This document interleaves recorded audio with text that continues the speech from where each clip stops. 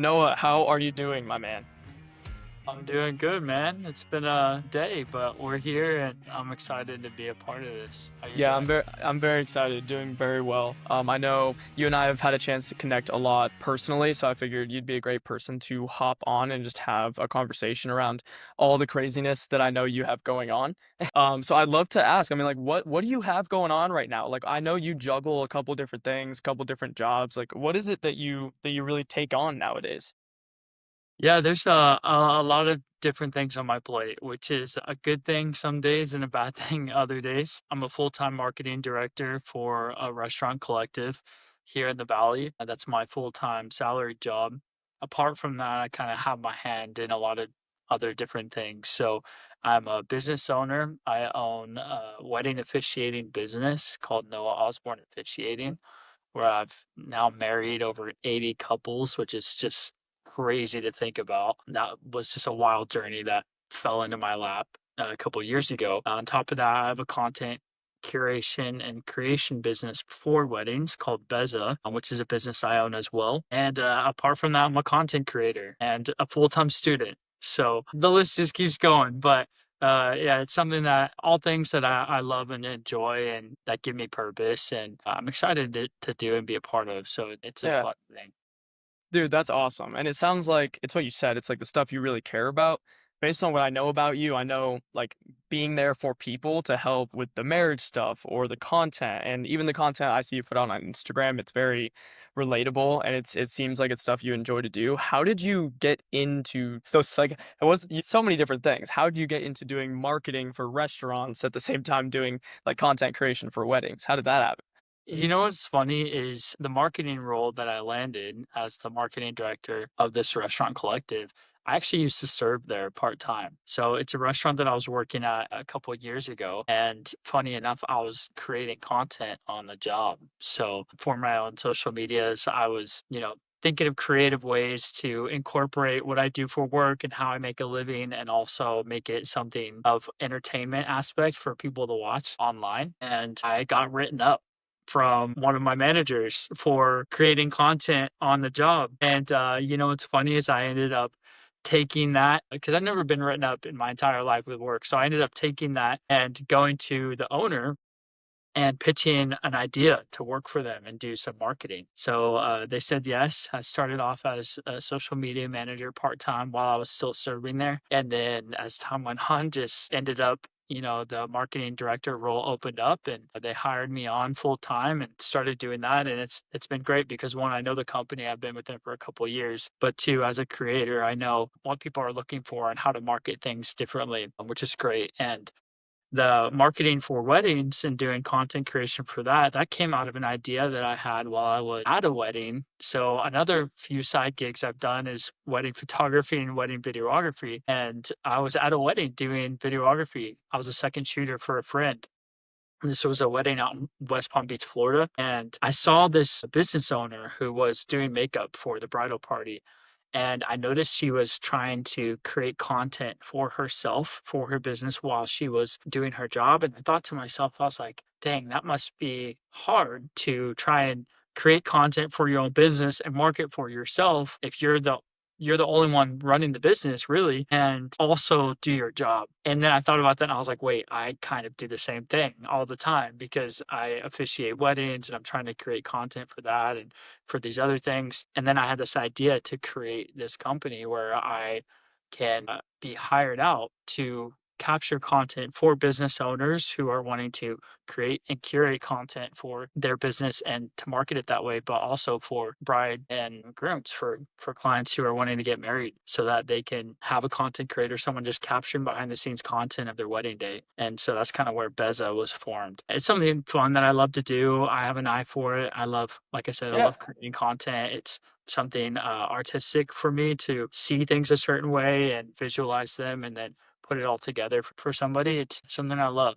That's great, dude. Like, fun, weird fact about me is like, I know you've kind of done a little bit too, but I was doing some modeling work with my girlfriend, and we actually did a bride and groom shoot, and I got to meet a lot of the people that, like, some people were coordinating the dress, like, and they were advertising the dress with the shoot. Other Yeah, people, their whole business was putting together the social media. Another business was doing specific videography of like curating the wedding video afterwards. It was a whole industry I had no idea even existed.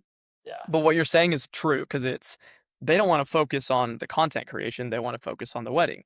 But what I find really interesting is what you just said of whether it's a business or someone trying to do their own content, nobody wants to do the content and the business unless you're good at it, but they know they need the content. Like we're in a time now where it seems like every business could use it. If you had someone there to capture what's going well, what is something we can market to our people, what's yeah. something we can create for a brand for everybody. It's a space that I think is super interesting. I used to help run a digital marketing company back in the day, and I'm kind of curious, like, on what type of stuff you have to do for the restaurant, because mine was such a headache. It was random tasks that would come up out of nowhere. You had to try to handle a lot of different things at the same time. Like, do you only work for that one restaurant, or are you doing work for like a couple different people on the business marketing side? So in the past, I had done marketing for a few other restaurant or other restaurants, cafes, things like that. But with this being my main job now, it's purely with this restaurant collective. But we have a handful of different locations. So we have four of the same concept in different locations, and then we have another concept that's entirely different, and then we have another one that's opening and evolving. I can't quite talk about it yet, but it's something I'm excited about. So that's, I mean, 6 different concepts Yeah. that are being run and handled under me, which is a lot to undertake, but something that I knew going into the role. And again, knowing the team and knowing the owner and how they operate and stuff, it's been good. And it's something that, yeah, I thoroughly enjoyed. What do you think is the most important thing to take into consideration when you make content? Personally, Sure. I think the most one of the most important things to take into consideration, well, there's so many logistics. I could talk about all the details of what you should do, what you shouldn't do, what you should think about when you're doing it. But for me, one thing that I value the most when it comes to like creating content that I think others should as well is being authentic.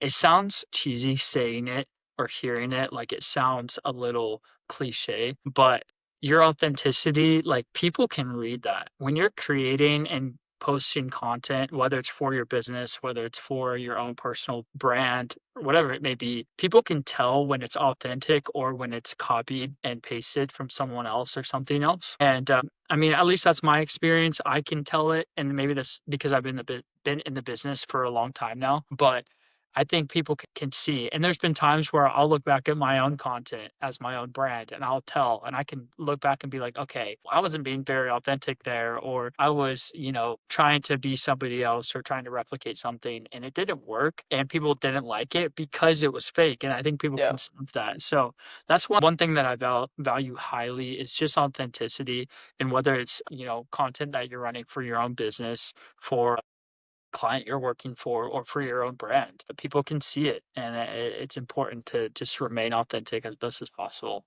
Yeah, I think that's a good call. And that's what we always say of like doing this style of like vodcast podcast type of content is we try to say like let's just have a conversation and if it is about business, it can be about business. If it's about personal, it can be about personal.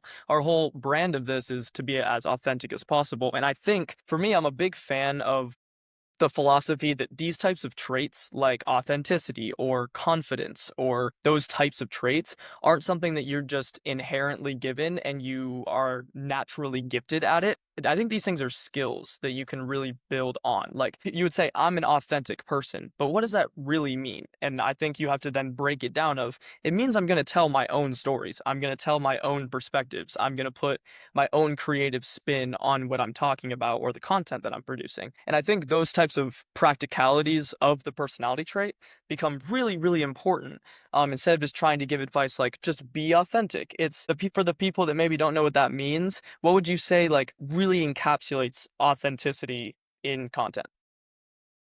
I think exactly what you said, honestly. When you're telling a story, if your brand incorporates some element of storytelling, that's a skill in itself, and you learn that over time, and you can learn that in other, avenues or things, whether you're doing a course or just watching other people and practicing. Storytelling itself really is a skill, but whether it's storytelling and being authentic to how you tell a story, whether it is curating something that makes sense for the type of personality that you are and that you have.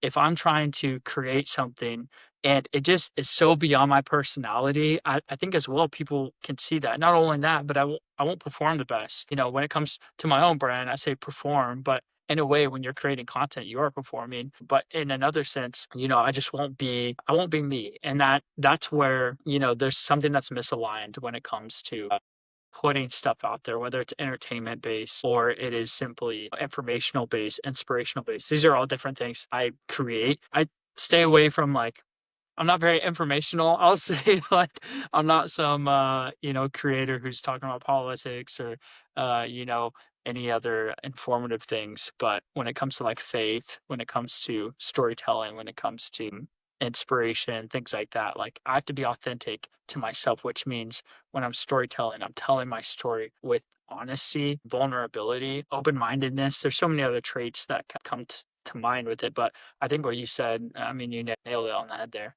I think the word vulnerability is really important because what it always seems like is people, whether that's just in life or whether it's something that is business related or content related, they just put on different masks for different people or different masks for different ways they want to be perceived. And I think what we keep talking about of people being able to sniff that out just feels so real. Like I feel like in my personal life, anytime you talk with somebody, if you know them well, you know their authentic self. You can tell like when they're not really being who it is that they are. And I think that's what makes good friends. So people who can see that and be like, let's push for authenticity, let's push for vulnerability. And that takes a level of self-awareness of where am I coming from? What actually is true to me? What do I stand on? What philosophies do I stand by? What stories are real? And you and then can convey that as your authentic self. I think that's just the most beautiful thing you can do is to be vulnerable. And I know you sometimes your content is on the more personal side, not the business side. I know I've done some of the same thing too, like talking about faith or talking about philosophy. What would you say are some of the things personality wise and how you've maybe built up yourself as a person that you think translates really well into the work that you do? Yeah, it's a great question. I think a lot of it comes from a place of it took me a long time to figure out who I was. There were, massive insecurities in my life where I was constantly comparing myself to other people, constantly dealing with doubt I mean, these are very normal feelings that can still happen, of course, over time and different seasons, but kind of crippling in a way to where I was trying to find myself in every other thing and every other person and trying to replicate other people as myself and it just wasn't working. But I think what happened over time was as I got to know myself more and as I got to love myself more and as I got to discover myself more, I started to realize that my personality fits me for a reason. And as a believer and in my faith, I believe God designed us very specifically for a reason. And so I started to discover a little bit of that personality. And that bleeds into everything I do. When it comes to my work, when it comes to my art, my craft, my content, I got to a place where I was so sure of myself that I was like, I don't care what other people think anymore. I don't care what other people or how they perceive me. So that's a huge deal when it comes to social media and content because a lot of people are afraid to put themselves out there because they're worried what other people think, or they're afraid to take a leap of faith because they're worried what other people will think. And so that bled into all of that because then I was in this place where it's like, no, I can create the content that I love and I could be the person that I love because I know who I am now and I have this identity and I value it so deeply. That it bleeds into all of the content that I create. And when I was saying how I can look back and see when I wasn't my authentic self, it all ties together because I can look back and see the times where I didn't know who I was, and that reflected in the content that I was creating or Yeah. the person I was trying to convey. And yeah, when it comes to work too, you know, like I'm a goofy person, but I can also be serious, and I wear my heart on my sleeve, you know? So when I do my work, there's often times as well where, I'll get feedback from my boss or someone who I work with, and right away I'm like, "Oh my gosh, like, they hate me," And I'm like, it's just because I wear my heart on my sleeve, but that's part of Yeah. my personality, and I've learned to embrace it and work with it, if that makes sense. So No, of course it makes sense. And I mean, amen to that, dude. Like, I have a very similar perspective on everything where I know I talked about this with Chris and one of the other things I was doing of just the philosophy that I live by nowadays is just one of love for yourself and for everybody around you. And there's so many things that just don't matter when it comes to the fear of what other people think of you, the fear of the successes you may or may not be able to achieve. Like I try to make every single day about what can we do to just put in the actions that we can put in and leave the rest to God. And in that perspective, I've just found that it's a lot easier to appreciate the things that I do and appreciate the people around me, but be really patient in the process. And I'm on the same page as you. I think it's not about what's my personality for work or what's my personality for home. It's who am I and how am I going to, solidify that in everything that I do. I think that's a really good point. And I know like I know a little bit about your story. I'd be curious, you're a couple years older than me. If you had to give like your 20-year-old self advice again, what would you say? that's another great question. And I think about this often because I I'm a very deep thinker, and I often think about, where I was 5 years ago and where I was in high school. And I remember having these conversations in leadership classes where we would talk about the idea of, where do you see yourself in 5 years? And that was a question that often came up. And I had so many crazy ideas of where I saw myself. And then 5 years later, I look back, I'm like, that wasn't in the Not even cards at close. all. Like none of that I pictured. I couldn't ever dream or imagine that. And then now I'm thinking at 27, I'm like, 5 more years from now, oh my gosh, like, I almost hate I kinda switched up the question, but I almost hate the idea of that question because I'm like, "I have no idea where I'm Yeah. gonna be." I have no idea. I do appreciate, having goals and ambition and dreams and striving for that. So I'm not against that narrative, but the idea of, like, anything can happen in life and anything can switch up and change. So when it comes to this idea of, what would I say to myself, my younger self? Man, I think the first thing that comes to mind that really stood out to me, what you said, and the previous topic was about patience. Like, just be patient. Things will come. Keep working hard and keep putting your foot down and keep like pressing forward and putting yourself out there. But be patient because there's so many times that I've struggled and I'm like, man, like I just wish I had a little more just wish I wasn't in this season, or I just like I remember all the thoughts that I had 5 years ago or, when I was 18, 19, 20, and, you know, looking back again with a whole different perspective, having walked through so many different things I didn't think or expect I would walk through. Hindsight truly is 2020. I can look back now and see like, okay, God had a different plan for me and it was good and it's going to continue to be good. Whether, if the future to me looks blurry and I'm not sure what's going to happen, or if I have an idea of what might happen in the next 5 years, but then it turns out to flip on its head like the previous one did, like I'm okay because I have an assurance. And this is where my faith plays such an important part in my life because I have an assurance that no matter what happens, I'm gonna be okay and it's gonna be good because God is there. But, looking back, yeah, I think I would just simply say, like, be patient, it gets better, and it's gonna continue to get better.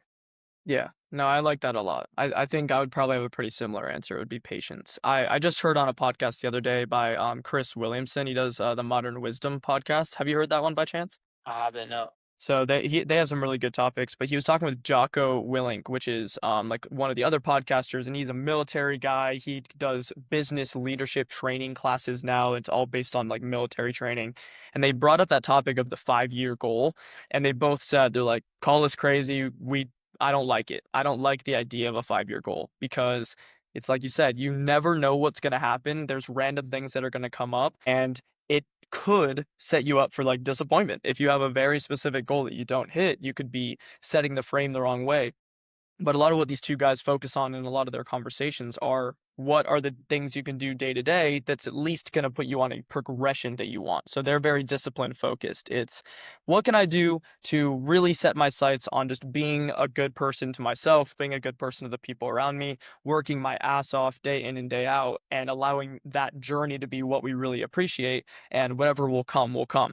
Like when I think over the last 5 years, it's like I've lived like four different lifetimes at this point. I'm only 22 years old, but my 5 year span, I've had multiple different careers. I've had multiple different personal life situations. And throughout all of it, I was trying to sprint and try to change things and make things the way I needed it to go. Where I think patience for sure would be a very similar answer I give of just at this point, especially in those next 5 years, trust God, trust the process, but trust yourself and have confidence that you also are capable of pulling stuff off. I think that's a good mentality to have on that. That's a big one right there, the confidence aspect. Yeah. Because another part of my life that I've really struggled with is just imposter syndrome. You know, the idea of like never feeling like you have worked hard enough for something or like that you're good enough for a role or a position or whatever. Even when it comes to the content space, and personal business, there's times that I was, a personal photographer or videographer, and people would ask me my rates. And I'm like, whatever you want to pay me. Yeah. Because I'm like, I didn't know my worth. I didn't know that, like, I didn't know how to set that boundary and set that worth. And because of the imposter syndrome and not having confidence in my work. And even as a content creator, you're doing brand deals or you're reaching out for other things and events, and people ask you your rates or what it costs to do certain things. And one other hobby that I've picked up that I haven't shared on here yet is acting. That's one thing that I've been stepping into recently. Even that, there was a role that a friend of mine needed coverage for, and he's asking me about rates and stuff, and in my head I'm like, oh, like, just, whatever you wanna pay me, but I'm like, "No, Yeah. like, I know better than that because I've been here before." So, yeah, definitely having confidence in your work and your craft and your skill. It doesn't come naturally to everyone, and it's definitely something to hone in on and to practice. I think it's a skill that you definitely have to practice, which is Yeah, something. and I talked about that a little bit, right? That these traits, these are things you can actually work on and build them like a skill. Some of my favorite people I listen to, one of them is like Andy Frisella. He's the guy who invented 75 hard, that like personal challenge that some people do. But one of the definitions I've heard of confidence is it's just stacked wins that you stack over and over and over, where you have undeniable proof that in that category of thing, you should have confidence. So it's not about being better than other people. It's not about saying, I have an ego, so I know I'm going to do this to perfection. But in the stuff that we put effort into, I feel like we have to have confidence in it so we can really put our best foot forward and drive with that. And I think that's something I always will stand on, whether it's on a sales team like I'm doing right now, or if it's in your personal life. I think walking with a little bit of confidence helps drive some things forward. And that definitely does come with time Yeah. and literally just doing the thing, whatever it is. You're going to figure it out as you go. That's one of my newer mottos that I'm picking up over this, last half of my 20s is you'll figure it out as you go. Quit Yeah. trying to perfect whatever it is or figure out like how to do it before you put yourself out there and do it. Just do it and you'll learn as you go. And Yeah, I love that, dude. yeah, it's Yeah. something I'm preaching to myself, but yeah. Like it almost, I was gonna say, I like to sometimes end these types of conversations by asking if there was a sentence or a mantra that you're trying to live by, what would it be? And I know you kind of already answered that, but is there something that comes to mind if I were to say that? Yeah. I mean, so there's 2 things. One, what I would just was just talking about was that, you're gonna figure it out as you go. Just start. You're not gonna know how to ride a bike before you ride it. You just get on it and you fall and you figure it out as you go. And that's the same with whether you're wanting to start a business, whether you're wanting to start putting content out there, whether, whatever it looks like. You just have to just give it a go. But the other thing that I have held on to my entire is I think I picked this up probably around like 22 after I, was struggling really bad out of a relationship. And I just kept hearing the phrase like in my head, like it gets better. And that was like something that I had held on to tightly. And I look back over times in my life, and again, this ties into my faith, where I felt God had spoke that to me and said, like, it gets better. And remember when it got better. Because I remember back to older times when I was a teenager and I really struggled with my mental health or different circumstances like that. And it got better. And it really did. And I just have this like mantra now in my head that like it gets better and it's going to continue to get better. So anytime I'm, excited and I'm really going through something that's just like celebratory, I crushed something with work or I turned a certain age or landed a cool brand deal or something like that, like I'm like, wow, this is great, but like it gets better. And that itself just gives me a level of perspective. It gives me a level of gratitude and it gives me a level of something to just continue to look forward to, that like it really only gets better from here. Even when you're at the top, it only gets better. That's beautiful, and that perspective I actually don't hear often where it's both. It's not when I'm in the dumps convincing myself it gets better, but also in the highs. We're gonna hit highs and get better ones, which that's awesome. That's like very inspiring and motivational. It always will get better. There's always somewhere we're moving forward to. Yeah. I think that's amazing. Yeah, absolutely. Yeah. Well, dude, it's been such a pleasure getting to talk with you, and whether it's like I always say, we kind of can bounce around, whether it's the business stuff, the content creation, the marketing, some of our backgrounds, or even if it's just a conversation about life and faith and what we can bring as a person to really just become the best version of ourselves and show up for other people. It's always such a valuable conversation speaking with you, dude. So it was a pleasure. Thank you for coming. Yeah, man. Thanks for having me. I And of appreciate it. course, yeah, we'll catch you next time. Cool. Chat soon.